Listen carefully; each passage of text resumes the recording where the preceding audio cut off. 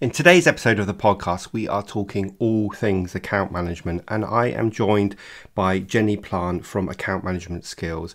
This was a fascinating conversation and one where I learned a lot, so I know that you will too. Now, should your account managers just be caretakers of your accounts, or should they have more responsibility for the growth of those accounts and getting additional revenue? And when should we split account management into account management and project management? All these questions and more are answered in today's episode of the podcast, so let's get started. I'm Rob DaCosta, and this is the Agency Accelerator podcast. As someone who has stood in your shoes, having started, grown and sold my own agency, I know just how it feels in the ups and downs of agency life. So this podcast aims to ease your journey just a little by sharing mine and my guests' experiences and advice as you navigate your way to growing a profitable, sustainable and enjoyable business. Hey everybody, and welcome to this week's episode of the Agency Accelerator podcast. I am really excited to be joined by Jenny Plant today. Now, Jenny trains creative agency account managers to retain and grow client business. She founded Account Management Skills in 2010 to help account managers grow confidence with clients, and she's worked in the agency world just about as long as I have. So welcome to the show, Jenny. Thank you so much, Rob. It's really a pleasure to be here. Thank you. Fantastic. So let me ask you the first sort of broad question, and this may be a controversial first question, but it's sort of my view of the world. And that is that why don't agencies invest in the development and training of their account managers in the same way that they invest in the skills, like technical skills, for example, how to use a software language or a web app or whatever. But it seems to me that agencies naturally invest in that, but not necessarily in developing their account managers. Do you see that as well? Absolutely. And this is the reason I do what I do, because having worked in agencies like yourself since the early 90s, I've worked for 30 years in account management and client side. And actually, I didn't receive training until it was frankly too late in my career. I was general manager of Publicis Live Brands, in charge of an agency of 40 staff, 4 million turnover. And I was given comprehensive sales training. And I thought there's so much of this that would have been so useful when I was an account exec. And I think looking back on my career, I left a lot of money on the table. And also I was very reactive rather than proactive. So I could have added so much more value to my client relationships. And I can only think, why don't agencies typically invest in training? Because I don't think they see the value. And since, I've been training account growth since 2010, I have got so many testimonials from account managers who've come through my training and have actually delivered an ROI. It pays for itself 10 times over coming on training. And that now I've finally got the proof. So, an account manager's job, no one wants to think they're in the business of selling or sales. It's kind of a bit of a dirty word in agency world. It was for me as well. But actually, there's a lot of skills in selling, influencing other people, questioning in a certain way, uncovering opportunity, being proactive. There's so much there, asking for testimonials, referrals, that I think it really is a missed opportunity. And that's what drives me. And the confidence that it gives account managers, I think is brilliant. It's so true. I also think, again, I don't know whether you agree with this, that a lot of smaller agencies whose agency owner was originally doing the client service and the client delivery, and they still might be, they probably think, well, as I grew in my career, I just naturally had those account management type skills, and therefore you should have them. And I feel in some ways that there isn't a recognition that actually those skills need to be taught. They shouldn't just be assumed that as your career develops, you will naturally be a full-rounded account manager. You certainly might have some great client management skills, but that doesn't mean you can do all the business development stuff, does it? No, absolutely. And just to have a commercial understanding, I mean, like you say, if you are an agency owner that has an account management background, I think account management is a great grounding to be an agency owner, actually.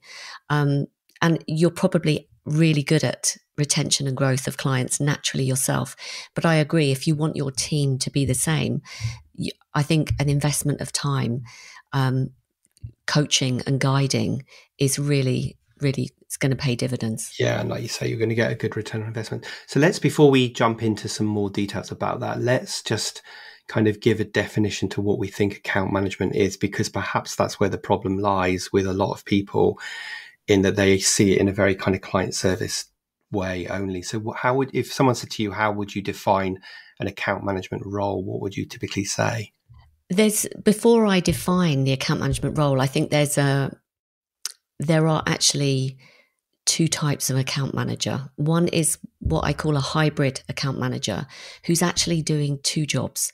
They're doing the project management, which is ensuring projects are delivered on time, on budget, scheduling, trafficking, resourcing, and all the nuts and bolts of delivery. And then the account management side of their business, of their role, which is all about account growth, relationship development, being proactive with ideas, understanding the client's business. So when we talk about define for me account management, I think about 20 years ago, you would assume that it was a hybrid account manager. So it would be effectively an amalgamation of all those things.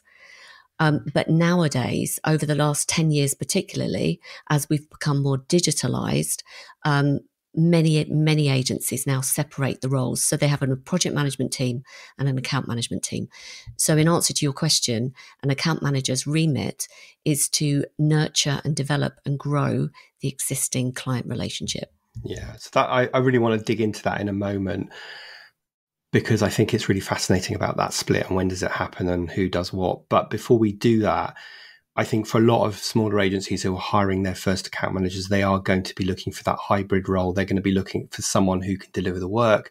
And they're also going to be looking at someone who has good account management, client management skills, so that they can make sure the client's happy, they can communicate effectively, they can manage client expectations, and hopefully they can upsell. But before we jump into that, the one piece that I think a lot of account managers are not good at, and I guess this is where you step in, is the upselling piece. They're probably quite good at keeping the client happy. They're probably quite good at delivering the month-by-month plans that they've agreed with the client when they're working on the client strategy. But they're probably not very good at selling and upselling. Would you agree with that? And what tips and advice would you give to someone who's in that situation? Definitely. It's either there's lots of different reasons I could start with in terms of why they're not doing it. But if you want to jump straight to the tips, I say that there's 4 levels of client value that we give. Level 1 is excellent service. We deliver high quality service on time, on budget. Second level of value is we also, not only do we do level 1, but we give them a fantastic experience. They enjoy the process of working with us. So if you're operating at that level, you're quite sort of reactive. But if you're doing it well, you will retain your clients. But if you're operating at just that level, simple things about account growth, like mapping out your services on one visual, so that whoever is responsible for cross-selling can clearly see all of the services that you offer, can recognize the gaps in some of the services that a client perhaps is not taking advantage of. But to make it specific, map out those services in terms of your typical client buying pattern. So if 75% of your business comes through people wanting websites, what's the natural next step? Because then you can tell a client story that would lead to that. Just say, look, typically at this point in the website's development, many of our other clients ask us about a maintenance package, or they ask us about driving traffic at launch. Would it be useful if we shared some insight into what's working now? So you're literally pulling them towards you. So it's that kind of natural flow of conversation. If we go back to the levels of value, if you go to level 3 value, you're delivering not only level 1 and level 2, but you're also giving an outcome. Your client is going to get a return on the investment through working with you. And level 4 value is you are a futurist. You're bringing future value. Now, when you're operating at those 2 levels, you're really getting under the skin of the client's business. You understand what they're trying to achieve in terms of goals, strategy, which makes any ideas that you bring to them super relevant to where they are and what they need. And the tip for you to grow business at that level would be, and I think this is something that's not done enough by smaller independent agencies is actually to, first of all, categorize your clients in terms of which ones do we want to grow and do we see growth potential with. Secondly, what client relationships do we have at that client company? Are we spreading the relationship risk? But then also asking to work with them what I call upstream. So rather than saying, let's just get into this relationship and work on a kind of ad hoc basis, I'm not talking about negotiating a retainer. You could be on a project by project, but you say, look, again, 99% of our clients see the value of working with us when we're bringing ideas earlier in their internal planning process. So what does that look like? Typically, we get involved in helping clients with their yearly plan. And then we have quarterly strategy sessions where we're sitting upstream, bringing ideas on a regular basis that are in total alignment of what you're trying to achieve as a business. Would it make sense for us to spend a few minutes talking about what that would look like? So if you are a smaller agency, but you are strategically kind of savvy and you can sit in front of clients and you feel that you can add value to what they're trying to achieve as a business, then why not offer that?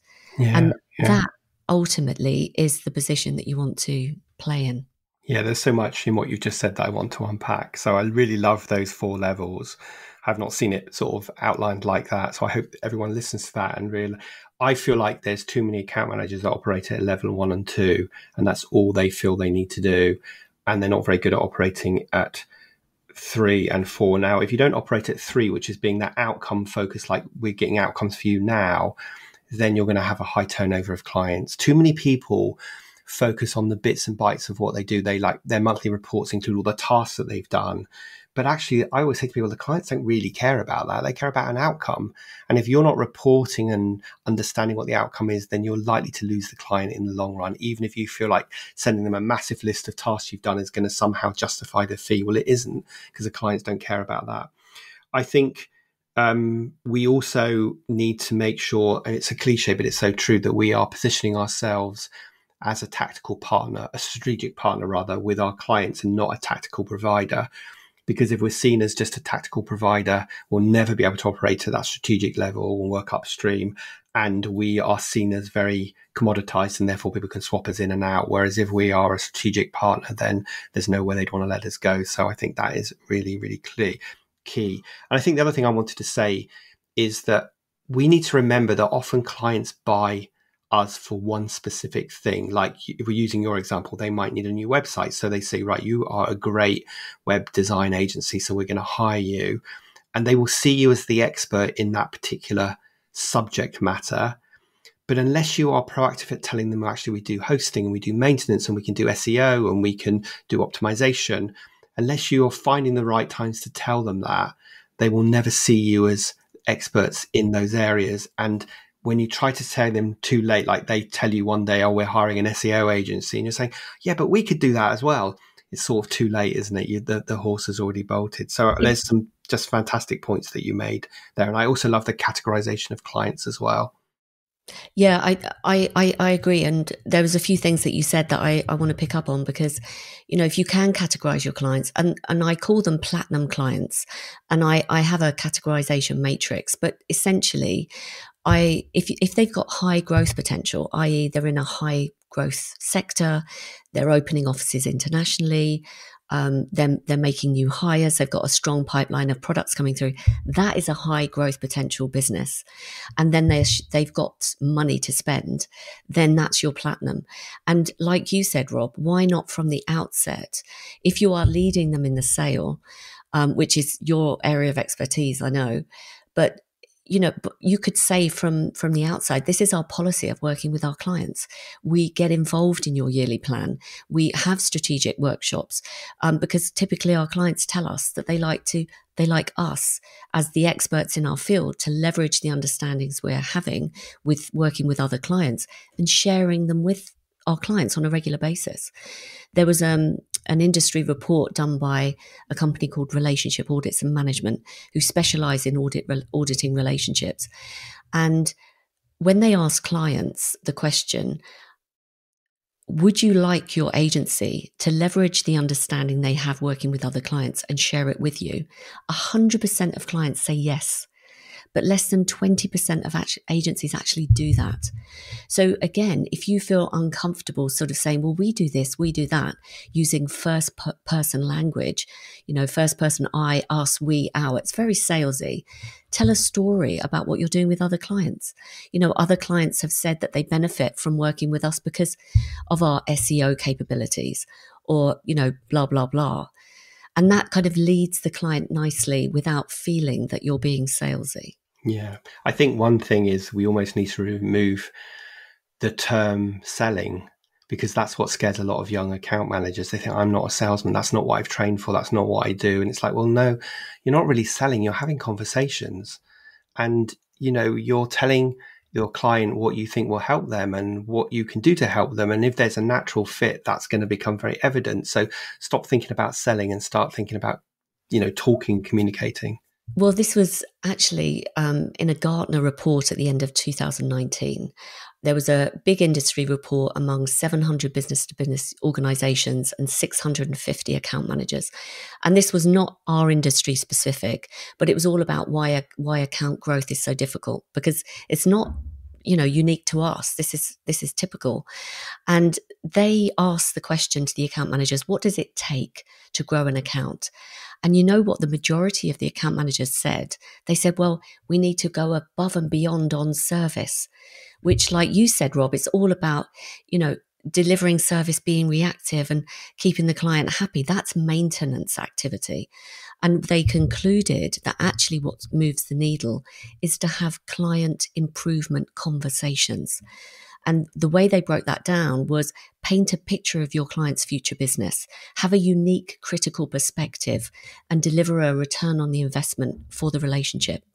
So, everything that you've just said, I 100% agree with you. I think we're singing from the, I don't want to say the cliche, same Yeah, song. well, I think it's because we see it time and time again with our clients, don't we? And I think, oh my God, when you said the account managers think that the way to grow an account is to go above and beyond, it's like, no, that's probably the opposite, because you just create this unrealistic level of service that you can't maintain. The client expects it. At some point you fail to deliver it, even though that's not what they're paying for. And then now they're disappointed. And so you're more likely to lose your clients by constantly saying, we've got to go above and beyond. When someone says to me, I ask them, like, what's your position? What's your unique, USP? Where's your niche? And they say, well, we go above and beyond. I'm like, oh no, that's a cliche. That is not something that makes you different. You might believe it, but that does not make you different. It just means you'll have a high turnover of clients. Exactly. And you also get trapped in this loop of, oh no, we keep having to make the clients happier and happier and happier. If they've got it, and they call it, Gartner actually called it the zone of wasted effort. Because at that point, there's a point that you reach in a client relationship where you need to be bringing new ideas and painting a picture of the future, being critical, getting involved in their business and helping them develop further. But actually, you're just stuck in this retentive account retention loop. Yeah. I call it, not as smart as Gartner, I call it the client service hamster wheel of doom. There you go. Anyway, let's move the conversation forward. So I am a small agency. I have got 3 account managers. At what point in my journey would I start thinking, do I need to separate project management from account management? Do you know what? I don't have a specific point of view on this. I've worked with different agency consultants like yourself who do typically work with agency leadership on the numbers. And recently I did a seminar with David Baker in the US. His view is that you have 5 people in the agency, and at that point you split. Now, I don't know why he's got that justification. It's probably something to do with numbers, but he talks about splitting it a lot earlier than, say, other agency consultants. So I don't personally have a view on what you should do.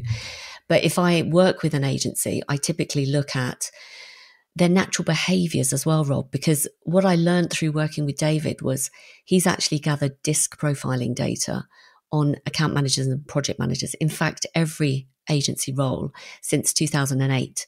And he's generated over 22,000 profiles. And not only is the account manager role and the project manager role different in terms of remit, it typically attracts someone with a completely different disc profile where they feel more in flow. So a project manager is more about the attention to detail, the following process. They got a lot of satisfaction from delivery and getting stuff done really to a high standard, on time, on budget. The account manager role is a completely different disc profile who love kind of this, metaphorically walking the halls of the client organization, meeting new people, presenting big ideas. They love, you put them in a room of strangers and by the end of the evening, they'll have made friends. It's easy for them. And I can tell, I used to be able to tell through talking to someone, a lot of people don't want to pick up the phone. They're just not interested. They don't want to have the conversations. They're much more comfortable behind the screen getting stuff done. They're super organized, super attention to detail. Put them in front of a spreadsheet and they thrive. But ask them to pick up the phone or make a call or present an idea, and it's not their comfort zone. So I think there's another dimension that through all the years of learning, of training so many different people, these are other things that have come into my awareness that actually it's a completely different skill set. Yeah, and it's really interesting. I think the point to take away there for the listeners is that there isn't a right answer to that question that I asked. It's different for different people.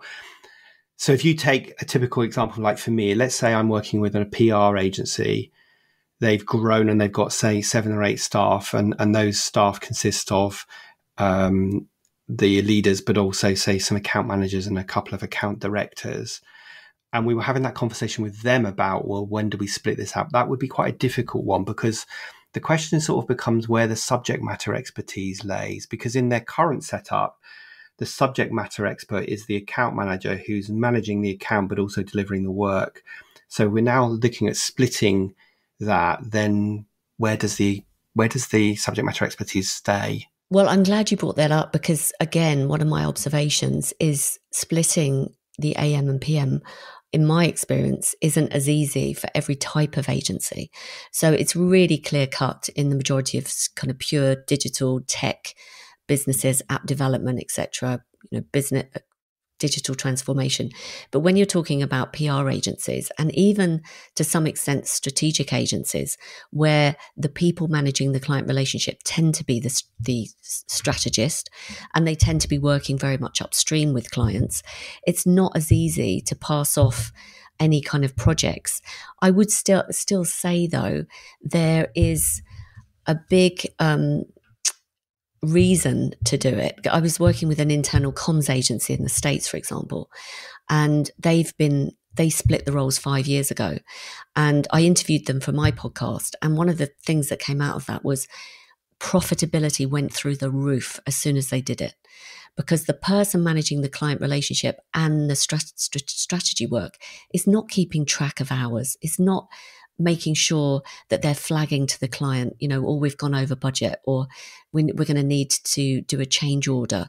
So there was a definite benefit to them, even though they call their account managers strategists, because they are the subject matter expertise. It is a really interesting topic. And I think it also shows the weakness of not splitting it out eventually, because often what happens is you have an account manager, their career develops, they become a senior account manager, account director.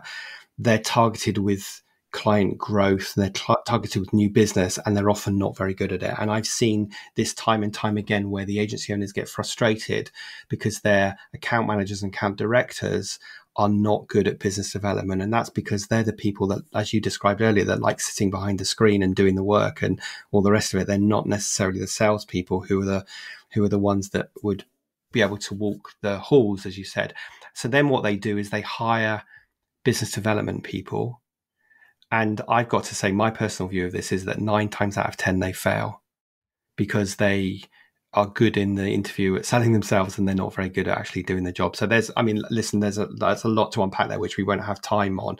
One question I did want to ask you, though, if you're splitting the account manager and account project manager roles, how do we get them to work really well together? And let me give you an example of this. So I had an old client a long time ago who was a digital agency, had account managers and project managers, and they really were fighting against each other. So the account manager would come back from a meeting and say, yeah, we've agreed to do this web development, we've agreed this fee. And then the project manager would say, there's no way we can deliver that work in that time. And so how do we get that relationship working really well? It comes down to, and this is described as healthy tension. You know, no one role is kind of leading the other. They're absolutely on the same level. And it is about collaboration and communication. You know, you can do kind of tactical things like disc profiling exercises and doing some kind of work around understanding each other's strengths and weaknesses so that you can optimize ways of working. That's one thing. But I think this comes down to having a clear process for working together from the moment that you know that you've won the client. You know, what happens there? And the agency that I was talking about earlier on, the internal comms agency, they automatically have like an internal kickoff document that both parties are responsible for completing. You know, so the account manager is looking for the growth potential, the client business, the stakeholders. The project manager is looking specifically at the deliverables and the timelines and the stuff like that. So they're working together from the moment they start in the relationship on this shared deck. And then they have an internal kickoff meeting that comes off this deck and both present together. So it's that equal pairing. And that should continue. But inevitably there's some healthy tension because, again, account managers are very good at painting the bigger picture and saying yes. They're not so good at saying no, but that can also work to their advantage where they play the good cop, bad cop. You know, oh, yes, of course, let me check with my project manager and I'll come back to you to check that's in scope and what the implication is. So there's that kind of trade-off because sometimes when the account manager has to answer the question on their own, they might kind of crumble because for them the relationship is so key and they don't want to do anything to tarnish it. Yeah. I think the key message there for the listeners is process is super important. I think having clear roles and responsibilities so everybody understands what the PM's doing, what the AM's doing, but a clear process that underpins all of that and sort of maps the client journey from onboarding to, you know, delivery to retention and growth. And we've got a clear process. So that's super important. Remember, if you're growing your agency and you don't have really good systems and processes, it's like growing a business on quicksand or like building a building without foundations. It's going to fall down. What works shouting across the office when there's sort of 3 or 4 or 5 of you doesn't work when there's 7, 8, 9, 10 of you. So that's crucial. Let me ask you one more question before we sort of wrap this up. But another big, broad question, really, which is what is the difference between a good account manager and a great account manager? Right. Great question.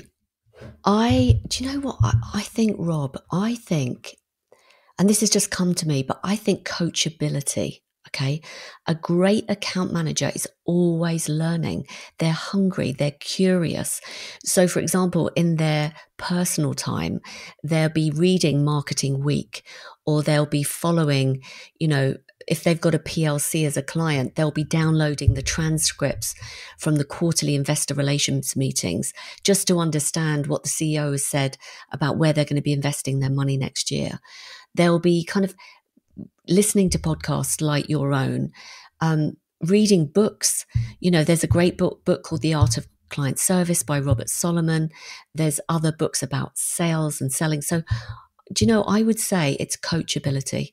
It's having that curiosity and wanting to develop yourself. I don't know. What would you say? I would say all of that, but I'd say someone, I guess, in line with that, someone that is completely willing to step out their comfort zone, and someone who recognizes the type of relationship they're building with their client is not an imbalanced one where I have to say yes because otherwise the client will, you know, leave me, but is one that's respectful and one where I have half an eye all the time to identify opportunities, and someone that wants to do more than just do a great job, but actually retain and grow their clients. So I think that's a big ask in a way, but I do think that's important. I want to just pick up on a point. The client will remain nameless, but if she's listening to this, she'll know exactly who it is. But I just had a client call before this podcast interview, and we were talking about the team, and she was telling me that she was sort of frustrated with one of their account managers, because she asked her account manager, "Are you using ChatGPT?" And she said, "What's ChatGPT?" So there's an example of someone that isn't doing any kind of work outside, isn't staying up to date with the latest technologies or learning about their clients. So that was just something that happened today that made me smile when you mentioned that. So I think, between you and I, we've probably given a definition of what a good account manager is. I guess it's quite hard to find that person, because we are asking for a fairly broad skill set, especially when we are combining the account manager and the project manager roles. Let me ask you one final question before we wrap this up, because I'm conscious of your time and the listeners' time. The question I ask all of my guests, which is, if you could go back in time and give your younger self, just starting out in business, one piece of advice, what would it be? I think I would say, for my younger self, have more confidence in yourself, because I suffered from lack of confidence. And I think I went on a personal development journey. I've read so many books, listened to so many podcasts, and I have challenged myself, as you say.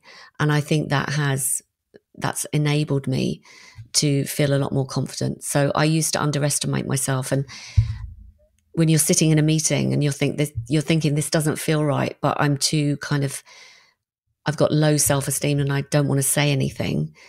That was my journey. So yeah, probably you and me yourself. And everyone else. Yeah, I think it's interesting, isn't it, that we're too afraid to make a fool of ourselves or to be judged by others, so we stay quiet in those meetings. And yet we just need to learn to turn down that self-talk and trust ourselves a bit more. So I think, that's a good piece of advice that, we could all heed. So if people wanted to find out more about you or account management skills, where would they go? So my website, accountmanagementskills.com, or you can connect with me on LinkedIn at Jenny Plant. Great. I will make sure we include all of those links into today's show notes. So I just want to say a huge thank you for joining us today. I found that really interesting. I suppose it's a bit arrogant of me to say, but when I learn something, I know that I've had a great interview, and that doesn't mean I know everything. It's just, I love to keep learning things, and I really like some of the points that you've shared with us today. So I know the listeners will as well. So thanks so much for joining us. It's a pleasure, Rob. Thank you for having me.